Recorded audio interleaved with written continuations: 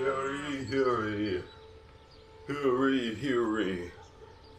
There's a new Mid-Mask video. Welcome back to the Mid-Mask channel. If you've been here before, you know I've made another video about characters which you can find here or there depending upon how my editing software decides to mirror the video this month. But this one is more in depth on character backstories rather than the more mechanical interests of making a character. A backstory for your character is probably the main reason you want to play that character. You want to tell a story of a very specific kind. Maybe you want to play the warlock with a very strange patron that isn't like other demons. Or perhaps you want to play a fighter who does more than just swinging his sword.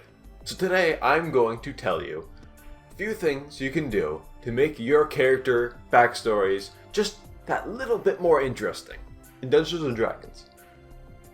To start at all making a character, you're going to want to make sure you understand your Dungeon Master's world that you're placing your character in. You don't want to make the wrong character for the wrong kind of world, because if you do that, the story's not going to fit the way you want it to. It's not going to hit the same way you want it to. So talk with your Dungeon Master about what their world is like. Learn how you can implement hooks that already kind of exist in the world. Perhaps your Dungeon Master says, oh yes, there was a war that happened 200 years ago, and your character is an elf.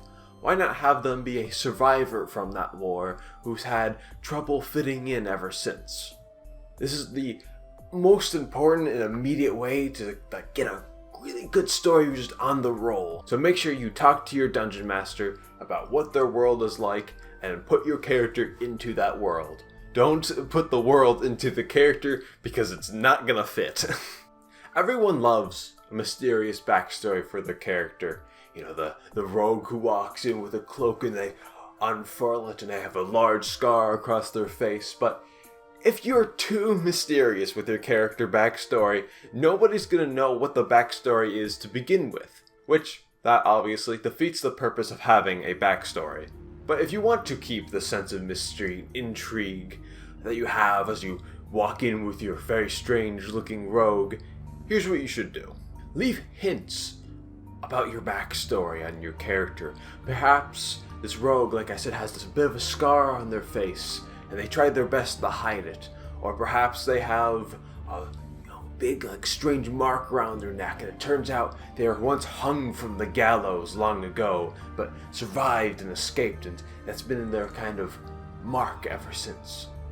And it just doesn't need to be like physical markings around your character either. Your character can have these different kinds of speech patterns or strange reactions to common phenomenon.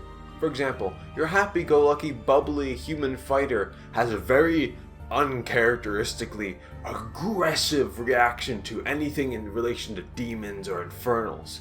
And it turns out long down the road that, oh hey, that fighter's entire family, that entire bloodline got destroyed by a single demon lord.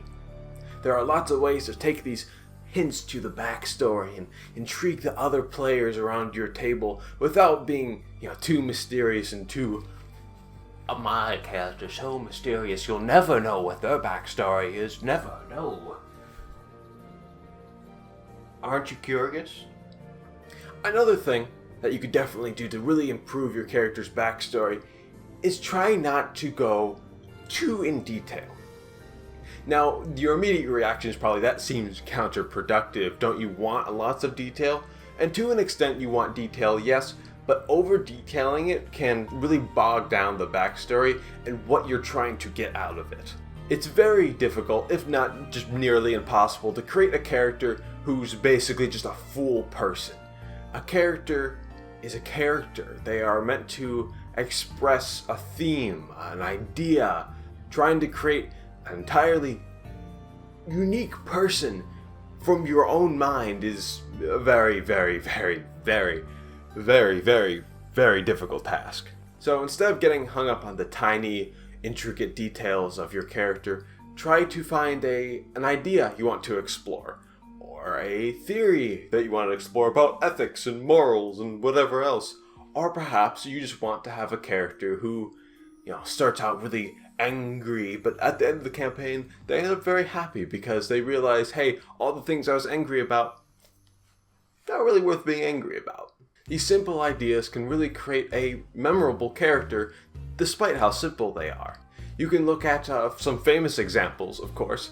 The entirety of Critical Role Season 2, all the characters in there are very simple when you really boil them down, but they have their little moments when they're exploring their ideas and what they, the thematics that make them a very interesting character. And it isn't because, they did taxes in 1872, and because it was the taxes of King Gloramon II. It's just the exploration of ideas and concepts. And for your backstory to be interesting to begin with, you need to be just as invested in it as you want other people to be. If you're not showing a whole lot of enthusiasm while role-playing your character and then a backstory moment shows up, the guy who killed your entire family shows up and you're like, I'll walk up and I hit him. Not everyone's going to be very excited when that's your only reaction to what is supposed to be a very major backstory moment. So when these moments show up in your Dungeons & Dragons game, really get into it. Does the demon appear that killed your family? Start screaming. Well, maybe screaming is a little bit too much, but really show some enthusiasm, some anguish, or some fear, or some sadness, or some anger. When you really get invested in your backstory, when the beats appear, everyone else is going to get just as invested. They're going to want to know what this character's all about, what happened, what's going on. And lastly, if you're having problems coming up with a backstory, or you have a game in 3 days, a brand new campaign, and you still can't really think of what is my character going to be? What are they going to do? Don't worry about it too much. A lot of people get hung up on the idea that every character needs a backstory filled with meaning and stuff, and yes, that's all basically what I just talked about here. But let's say you are on a time constraint. Perhaps your character's very young and they haven't had much of a backstory yet. They're just a simple farmer boy who got off the farm because they wanted to have an adventure. That's a good enough hook to do a whole campaign with. Their backstory will be the campaign.